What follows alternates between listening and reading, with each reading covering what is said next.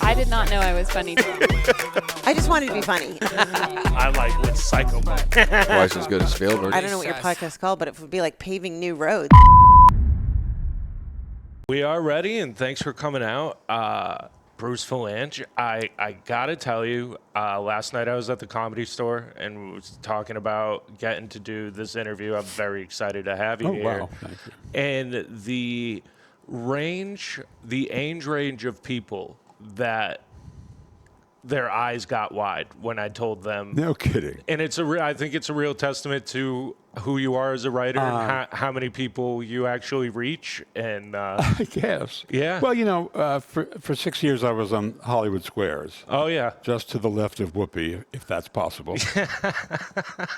And you know, when you're on television every night for 6 years, you get famous. And so, but that was 20 years ago. So it's kind of amazing. And I rack it up to the internet because everything you do now shows up on the internet. Yeah, and there is a lot about you on the internet, mostly good. Yeah, well, of course, it's also a cesspool of hatred. We know that. Absolutely. You had a new book come out. It seemed like a bad idea at the time. Right. All What a about great that. title. I had one question about that book. What did you think was the worst idea that you got? Oh, without question, the Star Wars Holiday Special. So, And it's the most famous worst idea. I'm so glad. I'm so glad you brought that up. Mike Black, who's a comedian, I think he said you might have done his podcast at one point. Yeah. Asked me to ask you for the story of the Paul Lynde Halloween special. That's another one in the pantheon. And, yep, and The Wicked Witch and Kiss was the full Oh. sentence. Because he said he started with the Star Wars special that you did, and then Yes, he right. couldn't stop looking into you, and then he found right. this story, and he wanted me to ask you about it. Well, there was a Paul Lynde Halloween special. Paul Lynde, of course, was from Hollywood Squares before I was on, the first iteration. And he's been gone 40 years, and if he knew we were talking about him, he would roll over in Liberace's grave. Because he was a big old queen, and his whole character was in Bye Bye Birdie, the musical on Broadway, where he sang his song, "Kids, what the hell's wrong with these kids today?" His whole character could be summed up in he says, "I got no respect from anybody," and his son says, "I respect you, Daddy," and he says, "Who wants respect from a 10-year-old?" Nothing was good enough, right? I mean, it was a negative universe that Paul lived in, and so he was a strange cat to try and write for. But the idea was we put him together with Halloween because he was already playing a witch on Bewitched. He was Uncle Arthur. He was kind of the gunkle.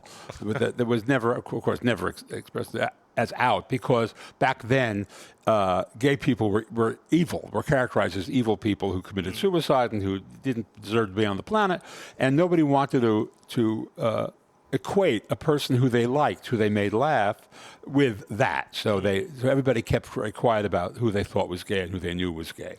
So, but and on Bewitched, it was pretty clear that he was the uncle that that is an interior decorator, and you only see him at Thanksgiving. He has a longtime roommate. Right, yeah. a longtime roommate named Sean, who a little bit younger than he is. Really into woodworking. Yeah. Oh, babe, very much.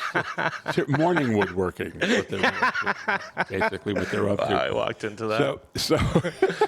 So he did you, and yet you made no sound. What can I tell you? So we concocted this thing where. It had a story. He had a housekeeper who he turns out he discovers is a witch. She's not just a witch; she is the Wicked Witch of the West. And Margaret Hamilton, who played it in the original Wizard of Oz, came to play it. And she takes him for Halloween, because he hates Halloween, to her sister's. Her sister is a witch, and it was named Witchy Poo, which is from a TV series called H.R. Puffin Stuff, which Sid and Marty Krofft did. And people of a certain age who watched TV on Saturday mornings watched Lidsville and HR Puff and stuff, and they were all shows about people smoking dope and having fantasies. Although they didn't do that literally, but you knew that's what it was. Okay. And so she was a fantasy figure. And so now he is, they're going to grant him 3 wishes. And totally adjacent to this, that has nothing to do with the plot, is they ask him if he would like to hear a little chamber music. And he says, where are the musicians? And she says, oh, they're in a little chamber upstairs in prison, and it's Kiss. And they come down this gigantic elevator all dressed up. Now, the reason Kiss was on the show was they were very hot. Back in the day, there was no MTV, there was no internet, and so if you wanted exposure on television, you had to do one of the major television shows. You could do maybe late night, the midnight special, or rock concert, but Kiss wanted to do a primetime show. And this seemed perfect. And we went to the network and said, Kiss wants to be on the show. And they said, well, they're already dressed for Halloween. What the hell? Why not? So they showed up, and they did 3 numbers on the show. And, of course, they did their biggest hit, which actually was a ballad called Beth. Okay. Beth, I hear you calling, which is the guy at the piano playing Beth, singing to his girlfriend, or unless he has a guy named Beth that he's found somewhere. Anything's possible. Could happen in Kiss world. You never know. So Paul, of course, had no idea who Kiss was. This was not in his universe. And so he came down to the rehearsal, and Kiss did the rehearsal in full makeup. And we sat there, and Gene Simmons, of course, the lead singer of Kiss, played the entire rehearsal to Paul. And he came out, and he was singing to Paul, and he would stick his tongue out, which is his famous signature move. And as I have pointed out, Gene Simmons' tongue is the red carpet to hell. It's the longest thing. It goes on forever. It's the serpent who's in the Garden of Eden. It's just unbelievable. And Paul was like, And the moment they finished the number, Paul turned to me and said, I want to meet him. So I went over to Gene and I said, Paul would like to meet you. And he said, it's the tongue, isn't it? He said, it gets them every time. Yeah, it absolutely does. So a part of the reason, I mean, the show did very well in the ratings. I'm sure it was because of Kiss. And it got the much, much younger demographic than we would have expected. And that was because of Kiss. But it was so surreal. It kind of was like some sort of weird smack fantasy with the witches and Fonzie's girlfriend, Pinky Tuscadero, and Florence Henderson, and Betty White, and all of these people. That was network television in those days. Why don't you think they have shows like that anymore? Well, because, first of all, cable killed variety. When cable came in, if you wanted to see Madonna, you didn't have to. You could watch her at any time on HBO. You didn't have to tune into the Dean Martin show to see her. Right. And so once it became less of an event when somebody was on those shows. I mean, I'm old enough to remember the Beatles on Ed Sullivan, for real. I was a teenager, and it was like a huge deal. Or Elvis, even before that. I mean, the only place you could see them was on network television. But with cable, suddenly they were all over the place. And then the next iteration of that, of course, was the internet, where they became ubiquitous. And variety shows went away because they couldn't cater to that anymore. And also the people who were hosting them, who were full-service entertainers like Carol Burnett and Mac Davis and Flip Wilson and Sonny and Cher, they're hard to find anymore. Nobody does that. They stay in a lane. They do one thing and they do it well, and it's always a surprise to find out that they can do anything else. So it hasn't gone away, though. Variety. It's all competition. Yeah. I mean, and from American Idol and The Voice, which are great because you get to hear these singers who are amazing, to The Masked Singer. Where you get to hear people who just got out of prison, dressed up as Rodan the Flying Monster, singing, Those are my people. Oh, yeah, they. Who do you think, because you've been here forever now, who do you think's the best entertainer you were ever around? Well, I mean, if I don't say Bette Midler, I will, I will lose my life, my legs at least. I mean, I've been with her only 55 years, and so from the first time I saw her, I was just knocked out. So I read you met her when you were working at the Chicago Tribune. I was at the Chicago Tribune. I was a journalist. I was passing as a journalist. So that was your first job out of college? Pretty much. I've been to the Miami Herald and the Detroit Free Press, and then they moved me. I kept getting bigger, so they moved me to the Trib. And you met, how did you meet? She had a manager who I knew, and he said, I'm sending this girl over. She's on Broadway in Fiddler on the Roof, but she comes. He ran the Improv in New York, Bud Friedman. He said, she's very unusual, and if you like her, would you please write about her? And so she came, and I went to see her, and she opened for a deadpan comic, a guy named Jackie Vernon, who used to do, his act was, when I was a kid, I was unwanted. Now I am wanted in 13 states. That was his act. And she came out, and she was wearing capri pants and a cummerbund and springalators, those 40s high heels. And she had a blouse, shoulder pads, and it was open to the waist and no bra. Huh. Which she said to me. She said to me it was a political statement, and I said to her, honey, in your case, it's a terrorist act. Because she came out, her opening number was Shaboom, which you may not know. Shaboom, Shaboom, yada, da, da, da, da, Shaboom. And she shook everything. It was actually a song about the atom bomb. That's how old it was. And she sang that, and then her act was just so smart. I mean, it was heartbreaking ballads and fabulous, crazy stuff. She took music that we had discarded.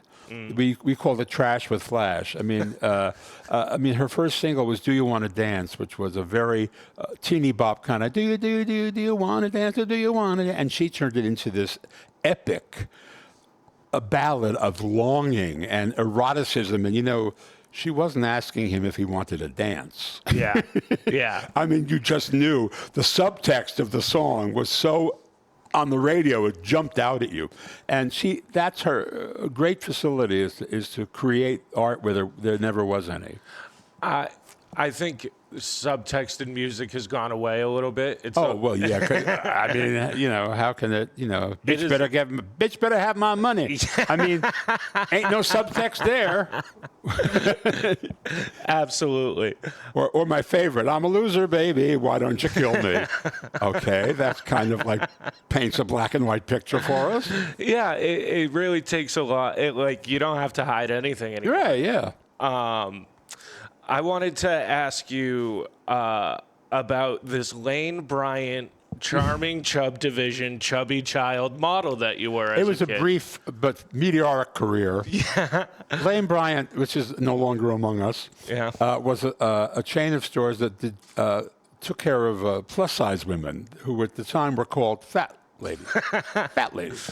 And they did fat lady fashion. And they were the high end of the fat lady fashions, and they lost out to places like Dress Barn, which were cheaper. But they decided they would do a line for fat children, fat kids, because there were evidently not enough fat ladies. So they called it Charming Chubs, and I was a charming chub very briefly because the line didn't last. It became stylish stouts after a while. I mean, charming chub sounds better than fat woman division. I know, exactly. Charming chubs. But then I became a husky, so huskies are neither man nor boy. Yeah. And nothing fit. And so that was the end of that career. In still model looks, it says you did a commercial with Kobe Bryant. No, I didn't. Me? Oh, yes, I did. I did a parody of a commercial.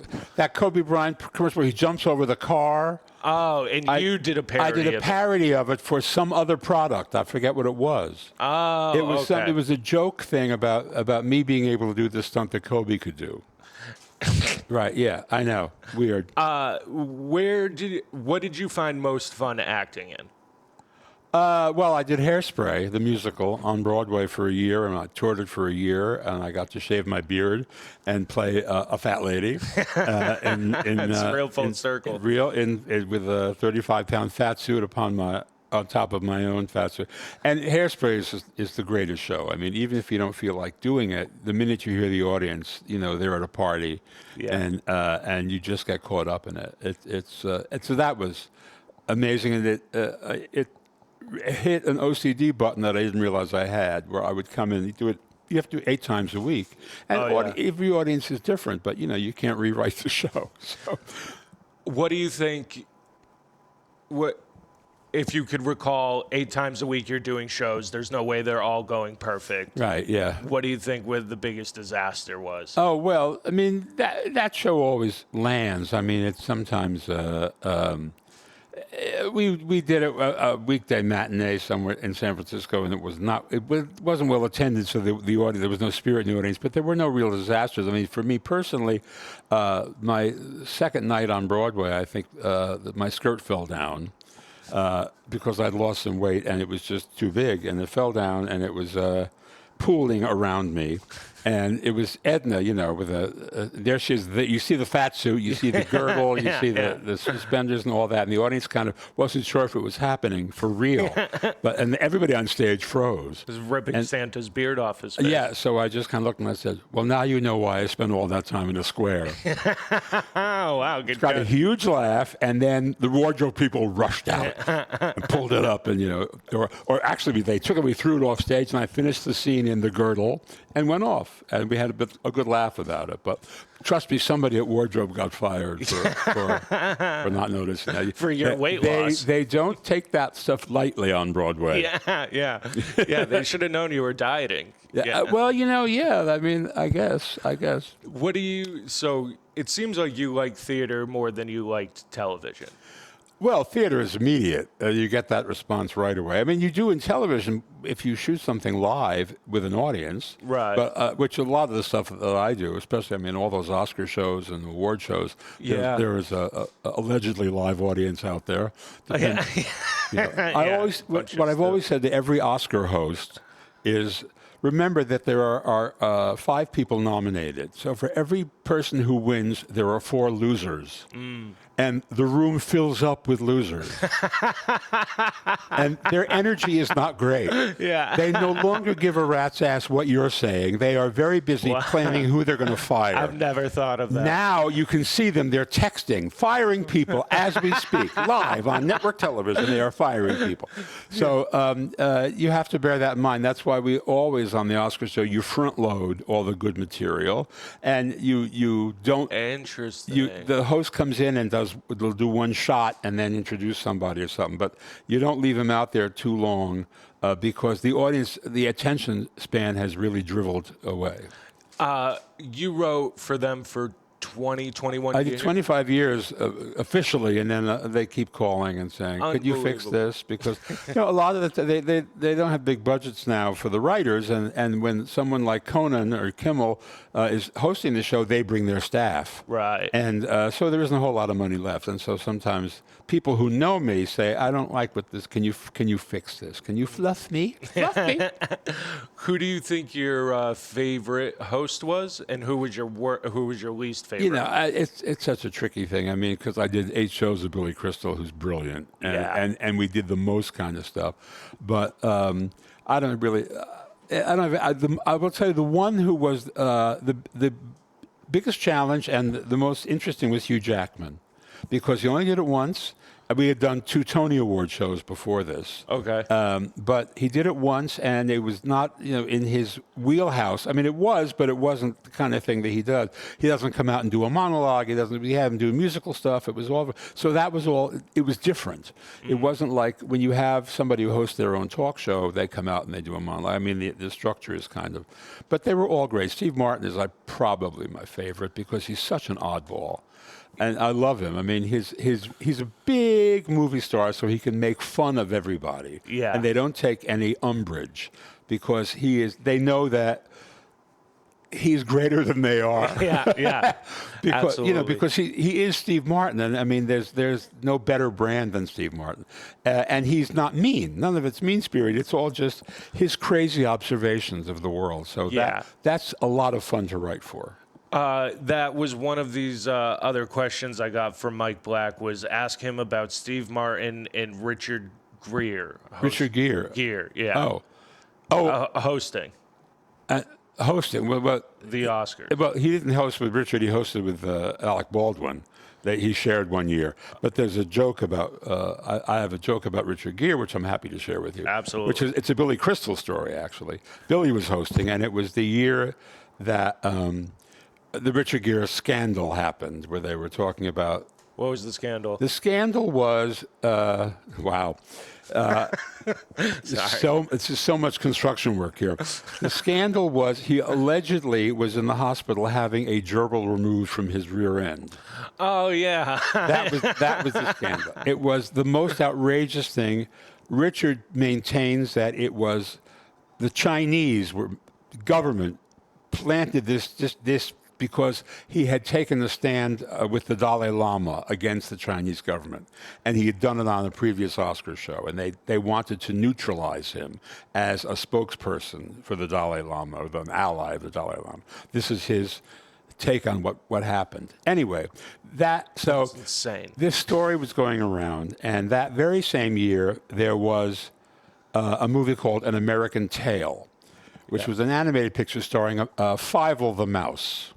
Okay. And so we had a joke that Billy was going to do, saying, Fievel was going to present tonight with Richard Gere, but Fievel pulled out. and Richard was in the audience. And so now we're about to do the thing, and there are monitors backstage, and Billy's looking, and Richard's sitting there, and a camera is coming up. A guy on his knees with a camera is coming up the aisle, and when that happens at the Oscars, that for some reason they need a shot of you. Odds are you are the butt of a joke. Yeah. So you could see Richard was quietly decomposing in front of us, and Billy said, "He's going to. I can't do this. I'm going to have a heart attack. I can't." So we cut the joke. It never happened. Do you have any memories of people not taking the joke well?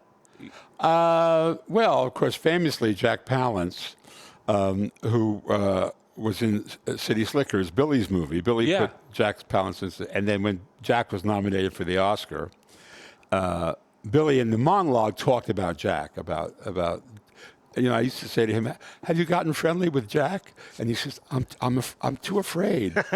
He's scary." And everybody who's ever knew him said he's scary. And Joan Crawford said he's scary. Joan Crawford says you're scary. You're scary. So, so he made some kind of a joke about Jack, and then Jack won. And then Jack comes up, and what people don't remember is the first thing he said was, "Billy Crystal, I crap bigger than that." So we looked at each other and we said, well, he set the bar nice and low. And so Robert Wall and Billy and David Steinberg, Billy's manager, and I were in the wings saying, what do we do about this? Meanwhile, Jack starts doing one-arm push-ups on the stage. What a psycho. To prove that he is virile. And Whoopi is behind. Whoopi gave him the award because she won the award the year before, and she's standing behind him kind of going... and Jack, it just was insane. So we said, well, now he's out of control. So we started making jokes about Jack. Throughout the whole show, we threw out stuff we had, and we said, Jack Palance has bungee jumped off the Hollywood sign. We had a thing with the astronauts. Jack Palance is rendezvousing with the astronaut. I mean, it just kept going on. And Billy's other manager came back after a while and said, how many of these are you going to do? I'm running a pool in the audience, and I would like to win. Yeah. And the following year, we won the Emmy for writing that show. And basically, we won it for throwing out the script and coming up with stuff on our feet. And that was your second Emmy? That was the first. That was the first? That was the first, yes. And we won a second one later on. And then speaking of taking a joke, you were featured on a South Park episode. Yes. And it seems like you're good with it. Well, I did 3 of them. I mean, my favorite, I am the coon. Yeah. Who is the coon? Harvey Fierstein? Who's for that? Yeah. That's one of them. But my favorite is the Halloween one where they all go dressed up and Cartman is dressed as the Incredible Hulk. Yeah. And they go trick-or-treat, and they go, well, you're Superman, you're Spider-Man, and you're Bruce Vilanch. I am not Bruce Vilanch. And how does that make you feel? Honored. I mean, it's fabulous. You're part of the culture, and the fact, I mean, have met Matt and Trey, and but I don't know them or work with them. And I was on The Simpsons when I was on Hollywood Squares. I had one line on The Simpsons, and people still call me and say, "Dude, I was watching The Simpsons with my grandkids." Yeah. Because it's season 11. They're now season 37. Yeah, right. And there you are. How'd that happen? What do you think the coolest head nod to you has been? The one that you hang your hat on the most? Oh, I don't know. I mean, it would be that would be pretty cool. I tell you, I do have a moment that I love. That's not available, but they used to do a show at Ford's Theater in Washington as a fundraiser every year. And because the woman who ran Ford's Theater was married to the guy who produced 60 Minutes, and so she knew everybody in Washington. And so she would organize this thing, and ABC would do a special, and Whoopi hosted it one year, and the president and the first lady always come. So it was the Clintons. And so the Clintons are sitting in the front row, and then when the show is over, the president comes up with the first, and then they walk. Everybody comes on stage and they work the line, and then the president makes some comments. So the show ends, and Clinton gets up they're climbing up on stage and they're seeing people, and Whoopi turns to me and says, "I'm in the wings." And so I look at the Secret Service guys, and you have to go through the middle of the table. They say, "Go ahead." So I go ahead, and I'm standing behind her, and Clinton comes up, and Clinton says, "Oh," he says, "it was great. He's terrific." And he actually had a joke. He said, "Now Lincoln had the right idea." He said, "I'm going to say Lincoln had the right idea," and we laughed at that. And then she said, "This is Bruce Vilanch. He wrote my stuff tonight." And Clinton leans into me and he says, "Funny fucking stuff." But he leaned in so nobody could record him and read his lips or anything like that. I had a big beard at the time. And he came right in close, and he then just kind of leaned back like he'd said nothing. And moved right along. And I thought to myself, that's my president. Yeah, it was good. Yeah. The president of the United States says you're funny. Pretty good. Absolutely. I have another question here. I read that you once got lowballed by Barbra Streisand. In the movie they made about me 25 years ago, called Get Bruce, produced by Harvey Weinstein, who never laid a hand on me. Hashtag why not me?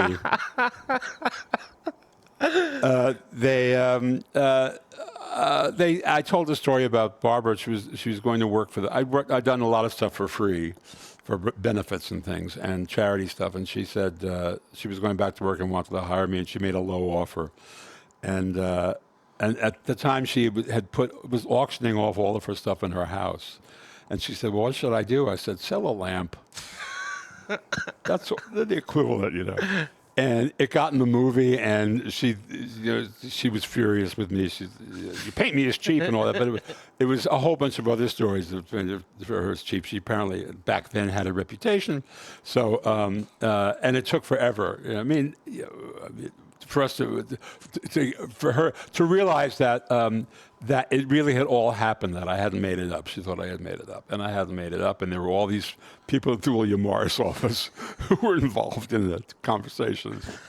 Do you have any memory? Like, did you have any big blowouts with people you had to work with? Any you have to burn the bridge with this person? I can't work with them. Honestly, I can't think of anything. No, probably not. I mean, you have, 55 years with Bette Midler. You have lots of, she's can be an explosive personality. Yeah. But I mean, there's a rock solid foundation there. So I haven't had anything. I don't know. They either don't want to. I don't know. They don't do it around me, is all I can say. So far, I mean, unless I'm forgetting something, and phone in, won't you? if you know of anything, but I really don't. That's a testament to you, though. Yeah, I'm pretty sure everybody else in Hollywood could be like, screw that guy. Well, I mean, it's also kind of like, some people are just going to go off. Some people are just kind of crazy, and they're going to do what they're going to do. But I can't think of any body in particular. Well, that's good. What do you think the effects of AI are going to have on writers and comedy and TV? Do you think it's it's Yeah, right. Well, it's significant because at one point I went to AI, to ChatGPT, and I said, write a Bruce Vilanch monologue for the Oscars if he was hosting it, and they came back with a lot of stuff that had already been fed into the zeitgeist. I mean, they had found a whole bunch of things, scripts that were available, and they cobbled something together, and it made sense. And I thought that's the genius of it, is that they can take this stuff. But if you don't feed it, it can't live. yeah. But now it appears that it can create its own food. So I don't exactly know what's going to happen with it, where it's going to go. But Do you think comedy writing evolves, right? You know, just so like, it's community, the world evolves. Right. How do you think comedy is different now than when you started, outside of AI and that kind of stuff? Well, now everybody is just so sensitive. I mean, we are coming out of woke because there was finally so much pushback, because so much of it was extreme. Yeah. But so everything is a landmine now. I mean, still, it's not exactly as bad as it was, but it's still, certain words and certain things, that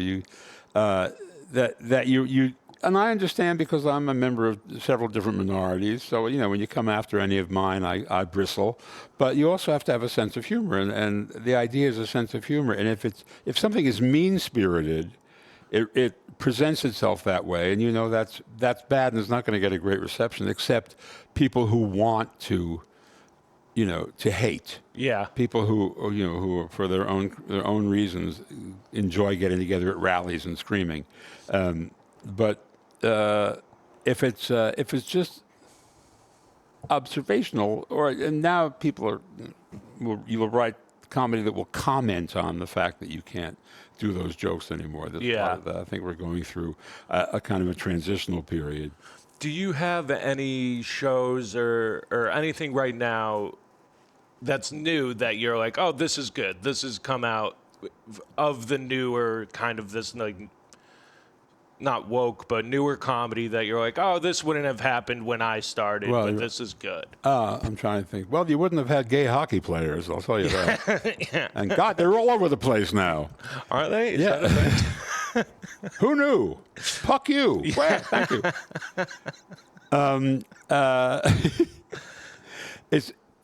What was the question again? Sorry, I was so busy crafting a joke. I completely forgot. Is there anything today that you think is exceptional comedy-wise? Oh, you mean who's good? Well, I've always loved. I can't plug Eddie Izzard enough. He sometimes works as Susie. At the moment, he's doing a one-man Hamlet. But I mean, when Eddie, if he ever returns to doing his stand-up, it's quite brilliant.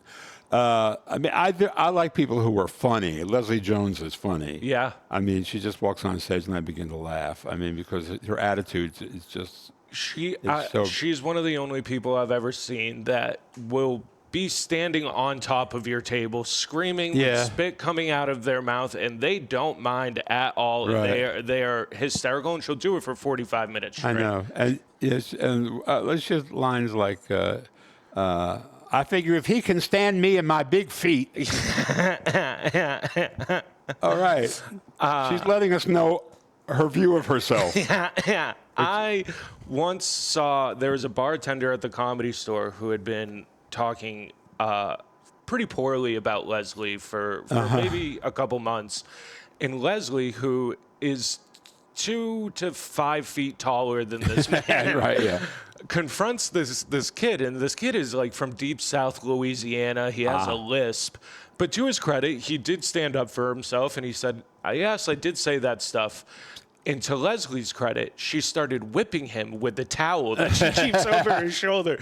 And she chased him out of the building. And the last thing she yelled at him was, "People think I'm from SNL, but I'm from Compton, bitch." And it was one of the greatest. It was one of the greatest things I've ever seen in real time. Her book is terrific. I do love her book, and it really feels like she wrote it. I mean, and she was an abused kid, and the stuff she writes about her childhood is heartbreaking. And she had mentioned that stuff to me literally that night after that moment happened. I remember sleeping in my car. I was a waitress here. Like, she has absolutely earned all of the respect that is given to her. Yep. Now, I know we got to wrap up here, but I have 2 more questions for you. In your book, it seemed like a bad idea at the time. You talk about your first Hollywood job of writing for the Star Wars Hollywood special. One of the major stars in that show was the late, great B. Arthur. Yeah. What was it like working with such an icon at that time?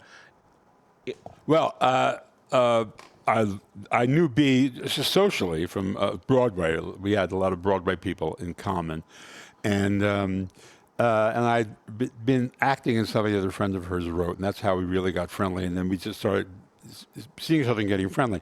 The Star Wars Holiday Special, she was a CBS network show, and she was on Maude at the time, but she wanted to sing. She wanted to appear someplace where she could sing, and so I said, "Well, come and you can do a song. We're going to put you you're going to be the woman who runs the cantina on Tatooine." Yeah. And you can sing something, and she said, "Oh, good, because my son really wants me to be involved in Star Wars. He thinks I'm doing a movie." And so, said, "You really should disabuse him of that notion, because he will. This is the farthest thing from a Star Wars movie that you will get to." But so we had a great time doing that. But she was a big drinker, but she would never drink when she was working, and so she would invite you to dinner, and dinner was at 5. And if you arrived at 10 after, she'd be standing at the front door like this, drumming her fingers, because she was waiting to pour the first drink, which she would not do until the guest had arrived. Wow. And then, about 8:30, we would gently put her to bed. And she had cooked while she was, bombed, and it was all good. She was a fabulous cook. So, and I remember the first time I drove her to that, she had this house out in Randeville Canyon, and the gate opened, and I drove in, and she's standing at the front door, and there are 2 huge wolves on either side of her that she insists are dogs, and they're just looking. And she says, "Don't get out of the car." And then I roll the window down, and she says, the dogs come toward the car, and the dogs kind of go around the car like drug dogs, and then they kind of, and she goes, and they sit. And she says, "You may get out of the car." And then they patrolled outside or something while they're. I thought that they didn't strike me as house dogs. Yeah, you'll find some eccentric house pets here in Hollywood. Oh man, leopards and all that. There was a guy named Gardner McKay who had a zoo in Coldwater Canyon. Illegal zoo. His most famous thing was a TV series called Adventures in Paradise. And it was, a 60s TV show set in Tahiti and Hawaii and all filmed in Burbank. And he was a hunk. He was really a hunk. And he retired off of that show and had this house in Coldwater and had a zoo. And you would drive by at night and you would hear lions roaring, and, neighbors were terrified. Huh. Terrified. They kept trying to and finally he had to move. He had to move out to. Yeah. Because I think it was actually Beverly Hills. I'm sure they had laws about that. Yeah, I would hope so. Because these things eat poodles. Yeah. Listen, we can't water our grass. I don't think you can have a fucking lion. And then I guess the last question is, you've been doing this 55 years, I think you said. Yeah. What do you think? You're gonna be on your deathbed someday. What's the best memory you're thinking about throughout this whole process? Was 25 years of Oscar writing, Bette Midler, Whoopi Goldberg, all these people. Do you have anything that you're like, no, this was my moment. This was my moment. No, I haven't really done that yet. I mean, I've had to kind of quantify it a little bit and say, well, 'cause that's what you do when you have a book and you have to to do bios of people who don't know you. Yeah. So, you say Hairspray, Hollywood Squares, the middle Oscar shows. I mean, those are the things that they relate to. So, but they don't become necessarily the high points of your life. Your life is something else. And I haven't really, haven't indexed that yet. Okay, I think that's a really good answer. I don't think enough people in entertainment realize that your life, a lot of your happiness comes from outside of comedy. Exactly right. And it's the first thing to remember is that you have to have a life outside of your work. Yeah, absolutely. So where can people pick up your book? Everywhere. Everywhere. Go to Amazon. It's there. It's Chicago Review Press. It's there. It's all over the place. And there's an audio, which is actually sold better than the book because people apparently like to hear me talk to them when they're stuck in traffic. Yeah, well, hopefully they like hearing you talk in traffic while they listen to this podcast. All right. Thank you so much for coming out, Bruce. It was great. Thank you. Right.